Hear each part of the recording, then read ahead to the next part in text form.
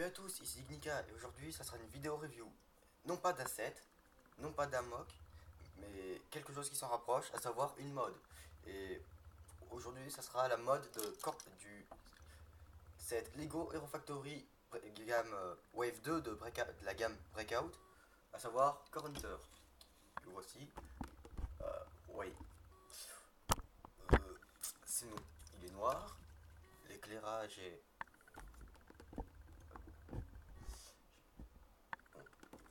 Le focus fait un peu de la merde, mais bon. Alors, vous pouvez voir ici, donc, première chose que vous remarquez, c'est déjà, il a des bras plus longs. Donc,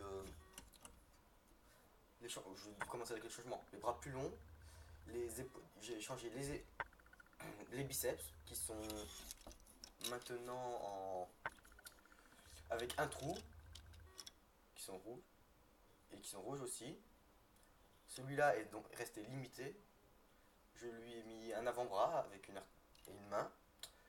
J'aurais pu laisser le véritable gun, mais j'ai préféré en faire un custom pour avoir deux mains. Et sinon, si je mettais en gros un bras avec une main et que je mettais l'ancien gun, ça ferait bien trop long. Et c'était pas top aussi. Pour l'autre bras, j'ai tout simplement mis un os type tibia de Stormer en rouge. Tout simplement pour avoir une meilleure articulation pour le bras. Alors, pour le bouclier, j'ai... Désolé, je suis bien malade. Et ça fait un peu une semaine, mais bon. Alors pour le bouclier, vous pouvez voir que j'ai tout simplement caché un peu les... J'ai caché comment... les barres type lightsaber et j'ai mis une pièce pour boucher ce trou là. J'ai mis deux petits lightsabers pour avoir un peu plus de rouge, enfin même si du rouge trans, et qui serviront disons un peu de découpeur laser pour aider à faciliter la découpe avec ces pinces. Pour la main, je lui ai mis une main custom avec des torticules et des griffes qui servira de gantelet. C'est une idée que m'a proposé Lewan pour parce que arracher des cœurs à la main, c'est classe. Donc pourquoi Hunter s'embêterait à utiliser cette pince qui pour moi sert plutôt à déchiqueter les adversaires en deux qu'à et qu'à arracher des cœurs. Autre différence. J'ai aussi rajouté des pics un peu partout pour faire encore plus de pics, plus agressif. Pour les jambes, les tibias et les pieds, je les ai laissés intacts. J'ai changé l'armure de la cuisse. Avant, faut dire, elle était trop fine. J'ai changé avec des armures larges, donc ça rend un peu mieux. De face, ça rend quand même toujours fin, mais bon. Autre changement, bah, la ceinture de munitions avec des munitions. La chaîne avec la chaîne typée Vezon, Vezon, Maxellos Spinax, Scarzani, avec des records attachés. C'est tout simple, vous prenez un aérocorps, une barre de 1,25 et vous la mettez tout simplement dans un des trous de la chaîne. Tout simplement pour pouvoir avoir un moyen pour pouvoir exhiber sa magnifique collection de records. Et tout simplement pour faire un petit rappel avec Kopaka Holda en 2002 sur l'image en CGI où on le voyait de dos avec des crânes enfin non, avec des cranas attachés à une ficelle sur son épaule. Il avait la classe, quoi. Donc le dos, c'est un bon gros bazar. Comme vous pouvez le voir ici, ça se compose en deux parties. J'ai tout simplement la première, c'est le gun qui est attaché avec on va dire corde système. C'est une sorte de corde avec aux extrémités des tenons. Je sais pas du tout. Ouais, j'en ai pas vraiment sous la main. Je sais pas du tout dans quel set il y en a. Mais vous voyez, vous pouvez voir là. J'ai bouché tout ce qui avait trou, enfin le méchant ball joint et le trou comme ça. Donc Cette armure de 4 tient sur le ball joint de la pièce drill dozer qui tient aussi cette pièce. Cette armure là est tenue sur un ball joint attaché directement au dernier trou de la base. Donc, vous pouvez voir ici la ceinture, cette ceinture qui se finit là, qui commence et qui continue ici et qui se termine sur cette pièce là. Je ne sais pas, elle doit sûrement venir d'un vieux technique que j'ai eu dans un lot et elle est attachée au connecteur par une micro-micron bleue, comme vous voici. Sur l'autre côté aussi, j'ai attaché un. On va retirer le bras, ça sera plus simple. De l'autre côté aussi, j'ai attaché un connecteur, mais cette fois-ci, c'est avec deux pièces qui sont tous les deux tenues avec des micro-mirons grises pour avoir un peu de pour avoir du loose pour tenir l'arme, pour que ça bouge correctement. J'ai pas envie de retirer l'armure, enfin la cotte de maille et les pectoraux, tout simplement parce que ça sera un peu chiant à remettre. Mais bon. Donc, ce que je voulais avec cette mode, c'était tout simple. Bon. Ah merde. Tout ce que je voulais avec cette mode, c'était tout simplement un counter qui en impose plus, qui a tous les défauts en moins. Et donc, au final, ça retrouvait ça. Mais pour le gun, bon, c'est vrai que les blasters apparus dans Breakout sont bons, mais j'aurais préféré. Ce qui me dérangeait, c'était vraiment la partie gunmetal du gun. J'aurais préféré avoir seulement les lames de cette couleur là pour faire vraiment un élément à part, quoi. Donc j'ai préféré me faire un gun custom, enfin un blaster custom si vous préférez. Pour la forme, je voulais vraiment un truc, une sorte de fusil, vraiment de chasse, je sais pas trop comment dire.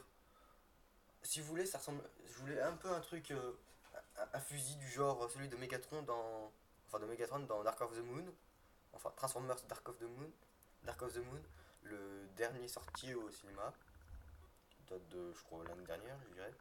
Et donc voilà, on va rattacher la ceinture de munitions et ses balles au dos. Et je vais un peu vous montrer en détail. Donc,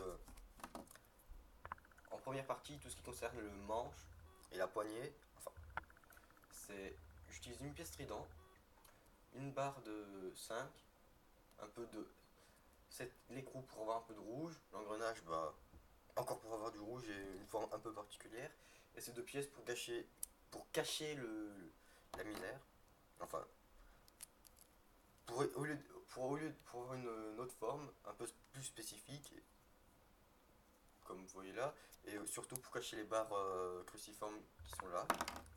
Euh, pour avoir cette forme, je me suis vraiment cassé la tête. Ça m'avait mis très longtemps. Au final, j'ai fait un truc plutôt simple. On commence avec ceci, une barre de 3 avec tenon au bout, des poutres de 2. Là, là aussi, c'est une 1,25 en barre ronde. Toutes ces parties concernent le canon. Et l'autre est composé de enfin de plates techniques, une de 4, une de 3, et tout cela est maintenu avec une de 2. Donc en bas, en dessous, vous pouvez voir une pièce rentée pour cacher la misère, enfin pour éviter d'avoir un trou. Cette pièce là sert tout simplement à empêcher, à cacher le trou et empêcher et relier les deux ensemble. On va dire ça comme ça. Et cette pièce là qui servira à relier le bout du canon et le manche. J'ai mis ces pièces en neuf, en nœud, la pièce assez rare je pense, enfin très utile surtout pour cacher la main, tout simplement parce que je voulais vraiment une main bien protégée pour rappeler un peu l'aspect du blaster de base. cette partie-là sert donc à attacher la seconde partie de munitions. Enfin, le bout de la ceinture de munitions, comme ça. Donc, voici comment ça rend une fois l'ensemble sur la main. C'est quelque chose qui me plaisait plutôt. Le mouvement n'est pas du tout gêné par l'arme, c'est plutôt à cause de la en gros de la collection des records. On va la retirer pour l'instant. Ça gêne pas vraiment, à part quand c'est tout en haut. À part pour faire un tour complet, tout simplement parce qu'il y a deux pivots, enfin trois pivots, un à la base, un pour pouvoir en fait les trois pivots permettent vraiment d'avoir un bon mouvement sans être vraiment gêné, et ça permet aussi bah, de placer un peu les balles de la forme, enfin de la position que vous voulez. Par exemple, soit c'est plus à l'extérieur, soit à l'intérieur. Enfin, alors pour les articulations, la tête, il n'y a rien de différent. Les deux articulations qui permettent de tourner sur les côtés. Regardez en bas, en haut, bien que c'est très moche. Les bras, ce bras-là peut aller maximum en haut. À l'arrière, normalement, si on fait à l'arrière, il peut faire un 360, un tour complet quoi. Le coude, c'est à peu près du plus ou moins 90 degrés. La main est libre, sauf quand vous lui mettez non, même avec le flingue, avec le blaster, elle est libre, même si vous pouvez faire des trucs moches en enroulant la ceinture de munitions. L'autre bras, contrairement au bras droit, pour le bras gauche, vu qu'il n'y a pas de ceinture de munitions, il est totalement libre. Donc vous avez les trois, vous avez tout, tout, tout le mouvement de base disponible. Le bras gauche, si vous bougez un peu le bouclier pour éviter qu'il touche les griffes de 3.0, il peut aller jusqu'à un tout petit peu plus de 90 degrés. En gros, c'est jusqu'à ce que l'os et l'armure, enfin le point 3.0 se touche. La main, elle sera seulement limitée par la position du bouclier, mais sinon elle est totalement libre. Les doigts, donc l'index et le majeur, on va dire ces deux-là, ils ont un pivot. Il y a aussi une rotation parce que c'est un truc aussi, c'est pas à cause de cette pièce, mais c'est un peu inutile. Le pouce alors il a un pivot ici, un autre ici pour le lever et le baisser, un pour l'orienter comme ça, pour l'écarter, et vous en avez un troisième, pas très utile. Et merde, la main se casse là. Le pouce se retire, qui n'est pas spécialement utile pour tordre légèrement le pouce, comme vous pouvez voir, ou faire un truc qui monte comme ça pour faire une patte plus animale. Le bouclier est sur un pivot afin de pouvoir faire plusieurs poses du genre par exemple s'il veut se protéger comme ça. Les jambes, au niveau du bassin, pas de limite. Sur le côté, cette jambe là ne peut pas totalement s'aligner à cause de la ceinture, et l'autre, alors que l'autre si, il peut tout de même, vous pouvez toujours faire un grand écart, même si c'est moche. Genou, c'est un peu plus, c'est du 90 degrés à cause de cette armure là, et le pied, bah ça change pas, en arrière maximum, au maximum. Là, jusqu'ici. Il faut les faire sur les côtés. Donc, voilà. Euh, Pourquoi j'ai modé Counter? Tout simplement parce que toute la partie vidéo était dégueulasse, faut le dire. On avait un méchant ball joint, du vide, et ça gâchait vraiment sa forme. Les bras manquaient de rouge, et étaient minuscules quoi. C'était un os de type cuisse normal, donc cela, mais sans le trou, et un connecteur ball joint, comme pour le coup. Sérieusement. Au moins là, ils auraient pu mettre ce type d'os là et une main et mettre le bouclier comme ça pour avoir un meilleur bras. Pour ce bras là de base, c'est pas dérangeant du tout vu que sinon le fusil serait comme celui-là et toucherait le sol quoi. Bon. Alors, donc ah oui, j'ai oublié de dire.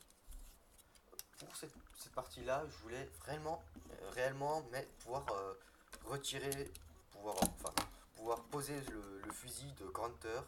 Par exemple, disons qu'il vient d'aller éliminer sa cible, et donc le héros est à terre, il n'a plus besoin de son fusil, je me disais, faut pouvoir au moins le ranger dans son dos. Et j'ai vu que j'avais déjà fait le dos de base, je galérais, j'ai vu cette pièce, j'ai essayé j'ai passé comme ça à peu près au pif. Bon, c'est vraiment une attache bricolage, mais au moins ça fonctionne. C'est le plus le plus important, je trouve, je pense. Bon, comme la ceinture de munitions est comme je vous l'ai dit encore sur un pivot, faut s'amuser à faut vraiment s'amuser avec le pivot pour pouvoir caser tout comme on veut. Mais en gros, vous pouvez vraiment voir qu'il a un bon gros sac à dos quoi.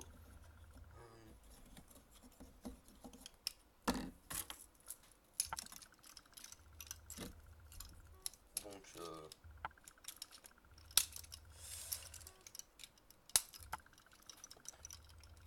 on va finir sur une pause. J'ai pas un héros.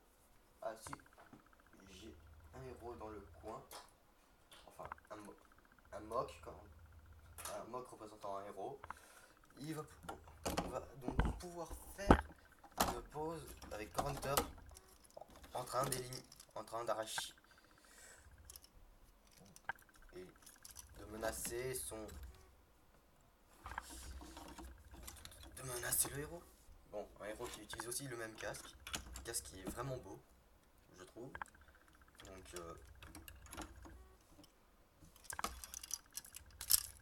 on va dire que le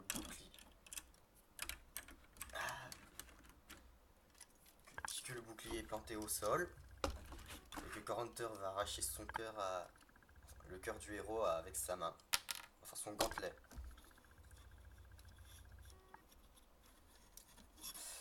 Parce que bon, Counter est censé être un chasseur froid, vicieux, calculateur, mais pourtant son aspect c'est juste un bon gros le bon gros bourrin quoi.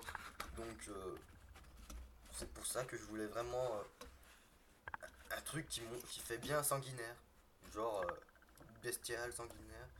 C'est pour ça que je lui fais je préfère qu'il utilise sa propre main pour arracher un cœur. Est-ce que ça rend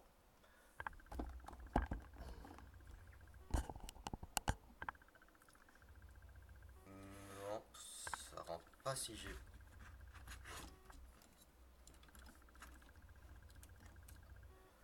c'est peut-être parce que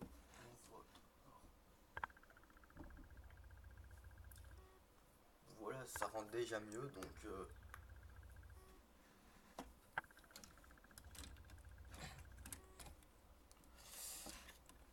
on va un peu plus.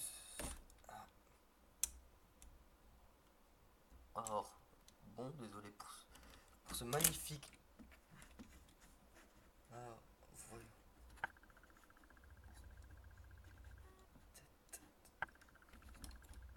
ça le problème, quand il y a trop d'articulation, c'est dur à poser correctement.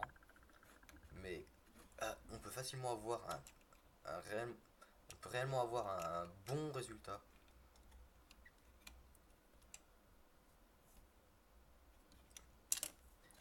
Bon, on va dire qu'il a déjà arraché que le héros étant mort et qu'il a déjà arraché le cœur. Ça permet de... Au moins ça permettra de montrer l'utilité de cette main articulée qui fait qu'il peut tenir un héros corps dans sa main. J'ai dit qu'il peut tenir un héros corps dans sa main, pas qu'il le fait tomber. Ah, voilà. Et qu'il le lève en tant que trophée. Ouais.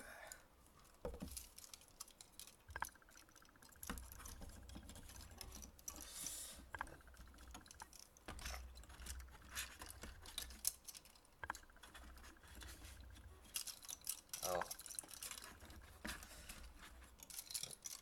bon, le problème avec cette ceinture de héros, cette collection de héros corps, c'est tout simplement que ça pend, vu que ça tient, vu qu'il n'y a rien, il n'y a aucune réelle articulation.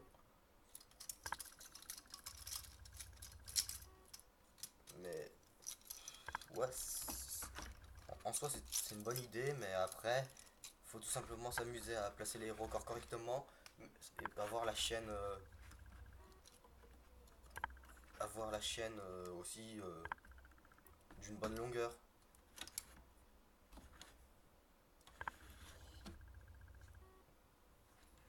Donc sur cette pause qui ressemble à rien et ce magnifique autofocus qui me fait chier, à plus et bonne journée.